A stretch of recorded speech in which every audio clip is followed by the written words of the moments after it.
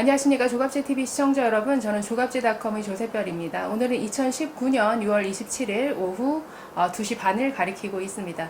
네, 오늘 중요한 분 모셨는데요. 우리가 반드시 알아야 될 단체, 그리고 우리가 반드시 알아야 될 일에 대해서 오늘 좀 얘기를 나눠보려고 합니다. 북한 정권에 의한 살해, 그리고 범죄, 어떤 그런 증거들을 지금 현재 철저히 어떤 기록하는 이런 일을 하고 계신 그런 단체 대표를 초대를 했습니다. 전환기 정의 워킹그룹의 이형환 대표님을 모셨습니다. 네, 안녕하세요. 나와주셔서 감사합니다. 안녕하세요. 네, 제가 말씀드린 단체 이름 기억하시나요? 전환기 정의 워킹그룹. 사실 조금 어렵거든요. 네. 이 전환기 정의 워킹그룹. 이 전환기 정의라는 게 어떤 의미인지 조금 설명해 주시겠어요? 처음에 단체 이름을 만들 때에 과거사 청산, 북한 과거사 청산 이렇게 하면 더 쉽지 않느냐 말씀을 하셨는데, 북한이 현재 진행형인 나라입니다. 그러니까 과거사 청산을 하려면 먼 미래에 저희가 벌일 수 있는 일이라고 사람이 보통 밀어놓게 되는데요. 네. 전환기 정의라는 말은 전 세계 도처에서 벌어집니다. 전환기면은 식민지 상태에서 광복을 하는 경우, 독립을 하는 경우든지 아니면 독재나 억압 국가가 민주화가 될 수 있는 기회가 네. 열리는 경우, 아니면 분단됐던 나라가 통일되는 과정이나 또는 한 나라였던 나라가 쪼개지는 경우나 내전이 일어났다가 평화기로 접어드는 시기든지, 이 모든 시기는 다 더 나은 민주주의 사회를 만들 수 있는 기회가 열리는 시기인데, 네. 이 시기를 전환기라고 부릅니다. 그런데 전환기가 되면은 과거 구 정권에서 벌어졌던 대규모 인권 침해, 학살 이런 문제들이 다 드러나는 시기가 되고요. 그래서 정의를 바로 세운다. 사법적인 의미에서는 가해자를 처벌하는 거고요. 피해자들 입장에서는 피해자들이 대보상을 받을 수 있는 기회가 열리는 거고, 그 외에 가해자 피해자 쪽이 아니었던 수많은 대중들은 진실이 뭔지를 알 수 있는 기회가 되는 거고요. 네. 그래서 그런 조치들을 취할 수 있는 게 이제 전환기의 정의를 세우는 과정이 되고요. 북한의 경우는 북한이 독재, 70여 년이 넘은 독재 국가가 민주화가 될 수 있는 기회가 열릴 때, 한반도 차원에서 볼 때는 통일이라는 새로운 가능성이 열릴 수 있는, 진짜 절감할 수 있는 시기가 됐을 때, 한반도 차원에서 큰 전환기가 열릴 시기에 대비해서 조사와 기록을 하는 일이 가장 네. 첫 번째가 됩니다. 그럼 우리 이 한반도에서의 어떤 전환기라고 한다면 아무래도 글쎄 북한과의 통일 시기를 내다보는 거겠죠? 그것도 하나의 과정이 네. 시나리오가 될 수 있고요. 네. 통일이라는 게 우리는 말로는 쉽게 얘기를 할 수 있지만 그 과정이 굉장히 어려운 과정이 될 수 있습니다. 네네. 일단은 북한 체제가 정상적인 사회로 갈 수 있는 시기가 먼저 선행돼야지 네. 통일을 원할 것이고 부드럽게 진행이 될 것이기 때문에, 우리가 더 염려하고 준비를 해야 될 것은 통일이 안 된 상태에서 네. 북한의 체제가 무너지게 되는 상황, 대체 정권이나 경쟁 정권이 들어섰을 때 이 기회를 놓치지 않고 중요한 일들을 해야 된다는 거, 그게 더 중요한 부분이라고 볼 수 있겠습니다. 그러니까 그런 변화의 시기를 내다보고 지금 현재의 어떤 일어난 일들을 미리 철저히 기록을 해 놓겠다라는 그런 의미로 봐야 네. 될까요? 그래서 전환기에 대비한 어떤 정의를 세우기 네, 위한 네. 일인가요? 북한 청취자들한테 방송을 할 일이 있습니다. 대북 라디오로. 네. 그때는 이제 워킹그룹, 북한 중에 생소한 영어니까 실무 그룹바입니다 이러면 청취자들이 쏙쏙 알아들으신대요. 네. 실무 작업을 준비하는 네. 곳이고, 이게 추상적이거나 이론적인 이야기나 학문적인 얘기를 하는 게 아니라 네. 정말 사람들에게 필요한 일들, 실질적인 네. 일을 하자, 네. 그런 취지로 만들게 됐습니다. 네. 그러니까 이번 이 전환기 워킹 그룹에서 굉장히 중요한 보고서를 내놨습니다. 2019년 6월, 그러니까 이번 달에 제목이 살해당한 사람들을 위한 매핑, 북한 정권의 처형과 안매장, 이 보고서를 내놓으셨는데 이게 굉장히 이제 많이 보도가 된 것 같거든요. 네. 그래서 이게 어떤 조사 내용이었는지, 어떤 개요, 그러니까 어떤 내용의 조사인지 잠깐 한번 짧게 소개 부탁드릴까요? 네, 말 그대로 북한 정권에 살해당한 사람들이 어디서 살해를 당하고, 네. 또 그 시신들은 어디로 갔고, 어떻게 처리가 됐고, 그 과정에 관여한 사람들, 지휘 책임을 져야 될 사람들 누군지를 추적하는 작업들입니다. 네. 그런데 이것을 이제 한국에 대한민국으로 와 계신 탈북민들의 구두 진술이나 어떤 이야기로 듣는 방법이 아니고 같이 위성 사진을 놓고 위치 좌표를 확보하고 찍어가면서 네. 기록을 남겨놓는 작업들입니다. 네. 그러면 지금 이 작업을 하려면 굉장히 어떤 전문가적인 능력이 있어야 될 것 같은데 네. 지금 이 시민단체라고 봐야 될까요? 이 네. 워킹 그룹이라고 하셨는데 면면들을 보면 굉장히 전문가 집단 같다라는 생각이 들거든요. 네. 구성원들이 어떻게 되는지 잠깐 네. 여쭤봐도 될까요? 저희가 2014년 그러니까 5년 전에 만들었습니다. 그래서 제 뭐 같이 뜻이 맞는 동료들이 우리 한국인들뿐만 아니고요. 네. 캐나다인, 영국인, 뭐 미국인 그리고 가끔씩 뭐또 독일인 친구들 와서 도와주기도 하고요. 이런 조사는 방법론적으로 굉장히 까다롭습니다. 네. 특히 어떤 부분에 주의를 요하냐면은 수집하는 정보들이 정보를 제공해 주시는 탈북민들의 개인 정보들이 당연히 포함되는 부분이라서 보안 시스템을 가장 철저하게 구축하는 게 제 우선 과제였었습니다. 네. 그래서 저희가 이제 그런 뭐 역량을 갖고 있는 뭐 저를 포함해서 직원도 있을 수도 있고 또 없기도 하기 때문에 그 IT 정보통신 분야든지 어떤 보안 전문가들의 자문을 1년 동안 받고 실제로 테스트를 거치는 과정을 첫 1년 동안을 보내게 됐는데요. 네. 한국에는 이런 일을 해본 그룹이 사실 거의 없고 또 어떤 상업적인 회사들도 그런 그 부분을 도움받기 어렵기 때문에 네.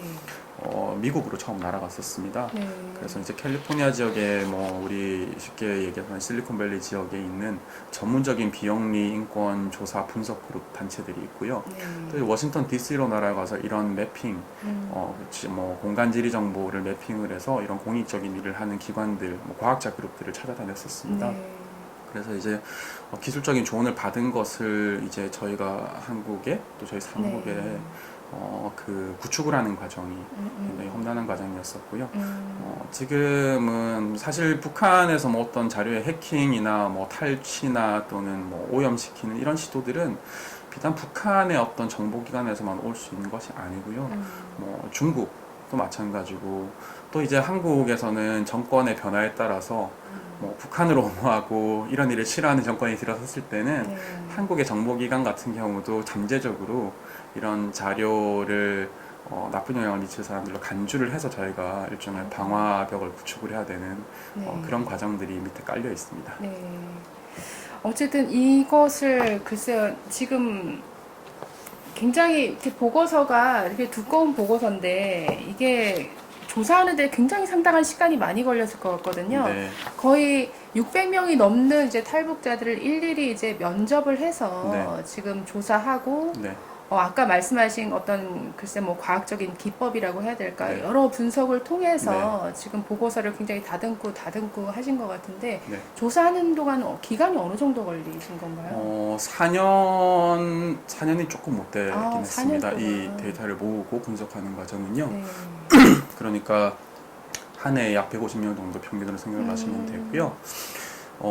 그 탈북민 610분이 참여한 기록을 네. 가지고 저희가 그 중에서 전체 다 분석 상태가 아니고요. 네. 한 3분의 2 정도를 분석한 내용들만 이번에 네. 추려서 네. 보고서를 제시를 했는데 네. 2년 전에 첫 보고서를 낼 때보다 일단은 인터뷰 숫자가 뭐 2배 가까이 증가를 한 것이고 네.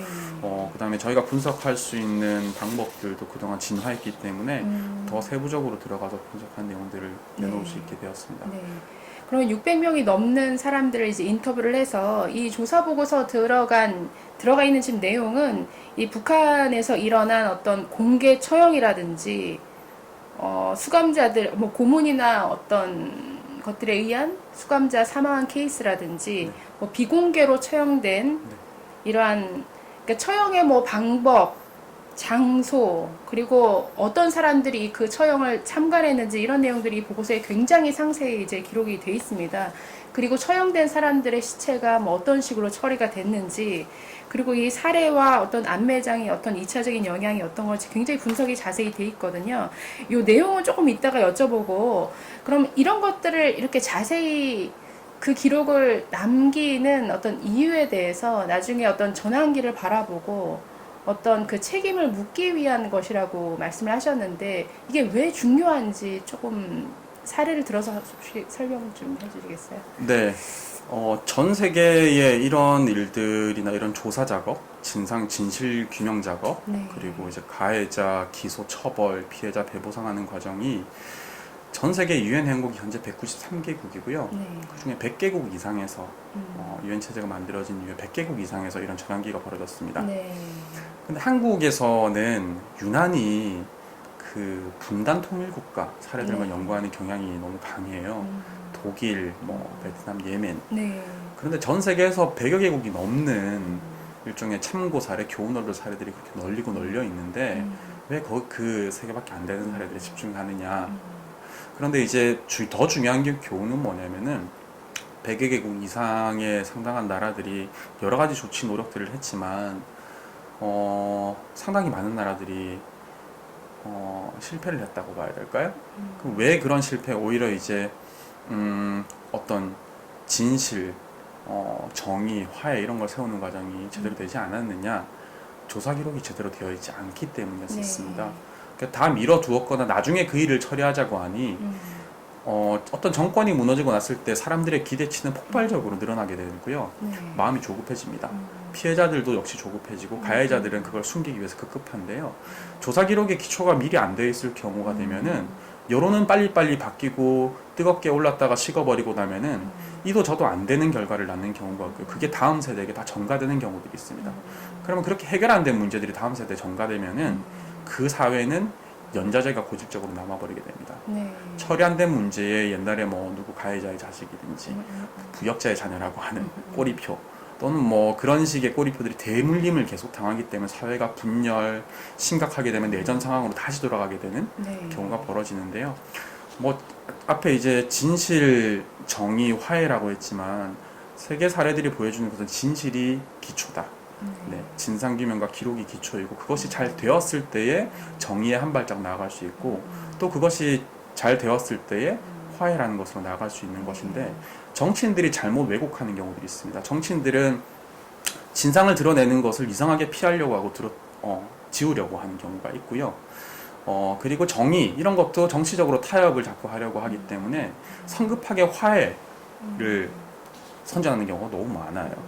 그러니까 이제 남북 통일 상황에서 지금도 그런 징후가 이제 지금 문재인 정부에서나 북한을 이제 끌어안으려고 하는 정권들에서는 자꾸 화해, 용서 이런 얘기를 하는데 굉장히 잘못된 이야기입니다. 왜냐하면은 피해자들이 수천만 명이 네. 달할 수가 있는데 피해자들이 용서를 하거나 화해를 하려고 하면은 가해자가 누군지를 알아야지 용서를 하는데 그 가해자가 누군지를 밝힐 수 있는 기회를 덮어버리는 상태에서 용서를 하라고 하는 것은 네. 기만이고 거짓이죠. 그런데 이제 그런 정치적인 레토릭 가운데에서 저희가 이제 조사를 하고 기록을 남겨놓게 되면은 어떤 것을 방지할 수 있냐면은 나중에 정치적으로 북한의 정권 책임자들과 정치적 타협을 제3자인 사실 제3자라고 볼 수 있죠. 한국의 정치 지도자들은 자기들이 피해를 겪지도 않았거니와. 근데 이런 사람들이 굉장히 멋진 이야기죠. 평화, 화해 이런 얘기를 하면서도 사실 이 중요한 문제를 다 덮어버리는 상황에서 어떤 것들을 남발하게 되면 사명권을 남발해버립니다. 네, 책임지지도 못할 사명권을 남발한 후에 자기의 어떤 그 집권 기간이 끝나게 되면, 통치 기간이 끝나게 되면 다음 집권자에게 다 책임을 전가시키는 방법들이 전 세계에서 많이 벌어졌었습니다.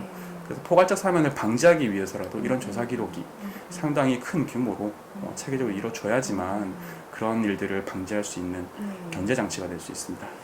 그럼 내용을 조금 볼까요? 어쨌든 북한에서 일어난 그동안 북한 정권에 의한 사례라고 봐야겠죠. 그 사례의 어떤 유형들 그리고 그 장소들 이런 것들이 지금 보고서에 자세히 되어 있는데 한번 보시면 이제 그림을 보시면 지금 처형 장소에 대한 정보인가 봐요. 이것은 보니까 거의 지금 600명 넘게 이렇게 인터뷰를 하셔서 그 분포도를 이렇게 체크를 하신 것 같은데 보니까 저 위쪽에 다 몰려 있네요. 처형 네. 장소가. 그럼 네. 왜 그럴까요? 첫 번째는 함경북도와 양강도, 북한의 북부지방에서 탈북하신 분들이 많기 때문입니다. 네. 이 지역에 계신 분들 여러 가지로 해석을 할 수도 있는데요. 굉장히 척박하고 살기 힘든 곳들이었다. 북한 사회에서 특히 뭐 불이익을 얻거나 사회적으로 낮은 계층을 네. 형성하고 있었고 또 두 번째는 중국이나 외부 세계의 정보를 또 상대로 접하기 쉬운 부분들도 있고요. 네. 또 이 함경북도 지역이나 양강도 지역은 백두산부터 북쪽으로 흐르는 지역이기 때문에 강폭이 좁은 편입니다. 네. 탈북해서 오시는 분들이 이쪽이 압도적으로 많은 편이고요. 네. 그럼 왜 반면으로 같은 북쪽 지역에서 평안북도 지역이나 자강도는 어렵냐? 네. 그럼 평안북도는 신의주, 네. 중국 그러니까 베이징과 평양 사이에 뭐 가끔씩 뭐 김일성, 뭐 김정일, 김정은 타고 나든다는 그 1호 열차, 1호 도로들이 지나는 곳이기 때문에 철통 경계를 선다고 봐야 네네네. 됩니다. 그리고 압록강변의 하류에 달하기 때문에 강폭이 넓고요. 그래서 이제 일단 탈북해 오시는 분들의 분포도가 상당히 그대로 거의 반영된 상태이고요. 네. 하지만 이제 이것으로 단정할 수 없는 것은 함경북도나 양강도 지역에서 공개 처형이나 어떤 그 시체 처리들이 많이 벌어진다라고는 지금 현재 판단할 수 없는 상황입니다. 네. 그래서 저희의 조사 중점은 내륙 네. 쪽에서 얼마나 많은 분들이 앞으로 저희 조사에 참여하고 진술을 주시는지 네. 적정한 데이터가 비교 가능한 데이터가 각 도별로 모였을 때에 이런 문제들이 북한 지역 전역에서 벌어진 일인지 네. 아니면 특정한 지역들에서 유난히 심각하게 벌어진 것인지를 판별할 수 있거나 가늠을 할 수 있는 시기는 앞으로 이 조사가 더 진행되면서 가능한 일이 되겠습니다. 지금 공개 처형 장소를 이렇게 이제 지도상에 표시를 하신 거잖아요. 네. 그러니까 공개 처형 그 구체적인 장소는 주로 어떤 곳에서 공개 처형이 이루어지는 건가요? 네, 공개 처형 장소는 사람들 말 그대로 공개 처형이나 네. 공개된 장소인 네. 거죠. 뭐 강가 가장 많이 네. 쓰였고요. 공터, 또 밭, 시장 사람들이 많이 모여 있지 않습니까? 언덕 산비탈 그리고 스포츠 경기라는 경기장. 경기장에서도. 네. 그리고 학교 운동장 이것이 심각한 부분입니다. 네. 근데 저희가 이제 이 어떤 그 가장 많이 저희 데이터 안에서 네. 그 진술이 된 장소들 순서대로 지금 나열해서 말씀을 드렸고요. 네. 뭐 이외에 뭐 비행장에서도 네, 처형을 하는 경우도 저희 데이터 안에도 있었고, 그래서 이제 이것은 공개 처형에 관한 부분이고요. 네. 비공개 처형이 앞으로 네, 네. 저희가 또 다른 한편으로 조사를 계속해야 될 부분인데요. 비공개 처형들은 이제 군부가 통제를 하는 여러 곳들 이될 가능성이 있습니다. 지금 공개 처형이 어떤 식으로 어떤 방법으로 이루어지는지가 이제 보고서엔 자세히 나와 있는데 거의 뭐 약식 재판도 없이 그야말로 정말 그러니까 어떤 사법적인 절차 없이 네. 그러니까 이루어진다든가 네. 이게 또 공개 처형이다 보니까 많은 사람이 이 공개 처형을 지켜보도록 참관하도록 하는 부분이 굉장히 충격적이었는데 네. 사실 이거를 그림으로 그려진 게 있더라고요. 이 그림으로 그려진 거를 지금 저희가 중앙일보 자료를 인용해서 사진 보시면 그러니까 저런 식으로 보니까 이제 사람들을 이제 이 순서별로 쭉 앞세워 놓고 하는데 저는 충격적이었던 게 맨 앞줄에 어린 학생들로 하여금 이 공개 처형을 이렇게 보도록 하는 부분이 있었어요. 네. 이게 어떤 내용인가요? 그 북한에서 공개 처형은 북한 역사 전체에 계속 되었고 네. 지금도 되고 있다라고 볼 수 있는 부분인데요. 저희가 추적하는 부분은 각 뭐 김일성 때는 어땠고 김정일 때는 어땠고 지금 김정은 때는 어떻게 벌어졌는지 일종의 패턴을 찾아가는 과정입니다. 네. 그런데 이제 뭐 충격적인 것은 과거부터 봤을 때 1960년대에 진술하셨던 분 내용은 그 당시에는 심지어 공개 처형이 일종의 축제 현장 같았었다. 먹을 거리, 군것질 거리를 심지어 나눠 먹기도 하면서 즐기는 문화, 신나는 음악을 틀어놓는 네. 그런 상황들이 있었고요. 1950년대, 60년대를 생각해 보면은 그런 게 어느 정도 설명이 되는 부분이 있습니다. 북한 정권의 김일성 정권에서는 사회주의를 새로 만든다라는 어떤 자부심에 가득 차 네네. 있었고 네. 프로파간다를 굉장히 열심히 했었죠. 그런데 그것이 이제 70년대, 80년대가 되면서 김정은 집권기에 권력 이동을 하는 과정에서는 일종의 공포 정치를 동원하는 권력 세습을 하기 위해서 공포를 조성을 하는 것이었죠.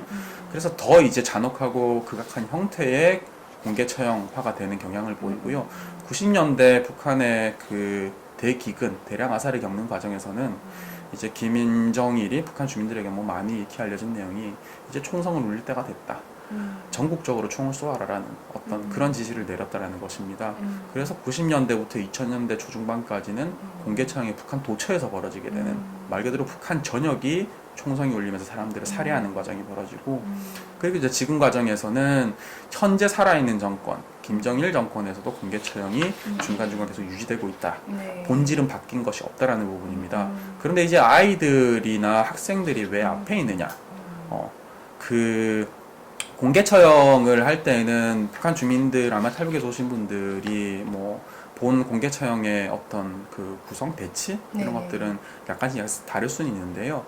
공개 처형 장소는 뭐 대체로만 한 4,500명 정도가 모이거나 많게는 1,000명 가까이 모여서 운집을 한 상태인데, 이 인원들 중에 일부는 북한의 예를 들어 그 공장 기업소 안에서 공개 처형을 목격해라 봐라 라고 해서 통지를 내서 동원을 하는 형태인 거고, 아이들 같은 경우는 뭐 학교, 90년대나 이런 시기들은 학교에서 뭐 교사들, 뭐 아이들까지도 보게 하는 경우들이 있었고, 네.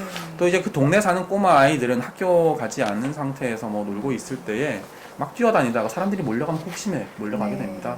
그러면은 앞에서부터 뒤까지 쭉 보려고 하면은 키가 작은 아이들 앞에 앉히고 어른들 뒤에 앉히고 하게 되는 게 네. 자연스러운 구성이기도 해요. 네. 거기가 뭐 이렇게 관전석이 있는 것도 아니기 때문에 그래서 저런 배치가 나오지 않았을까라고 저희가 추정을 할 수 있는 것이 합리적인 추론 되겠습니다. 어쨌든 아이들이 봤다라고 한다면 그 처형당하는 사람의 가족들도 같이 참관하는 건가요? 네, 처형당하는 사람, 이것은 구조로 굉장히 문제가 심각한 문제입니다. 네. 처형당한 사람의 가족들이 앞줄에 앉혀서, 맨 앞줄에 앉혀서 처형 장면을 직접 목격하게 하는 것이 가장 비인간적이고 가장 잔인한 형태. 네. 네, 그래서 이제 내 가족이 처형되지 않은 그 군중들 속에서 목격하신 분들도 저것이 가장 비정한 부분이었다. 이 정권의 가장 어두운 부분이고 잔혹한 부분이라고 입을 모아서 얘기를 하고 있습니다. 그렇죠. 나의 부모가 또는 나의 자녀가 처형되는 걸 보라고 하는 거는 정말 너무 네, 그리고 그 인간적인 시신이 게- 어디로 가는지 절대 알려주지 않습니다. 네, 시신을 수습을 해서 뭐 억울한 가족들은 억울할 수밖에 없죠. 네. 그럼 가족들이 이걸 수습을 하고 어떤 뭐 슬픔을 달랠 방법조차 네. 주지 않는 것, 그것이 또 보여주는 북한 체제의 네. 그 잔혹함 그대로 네. 드러나고 있습니다.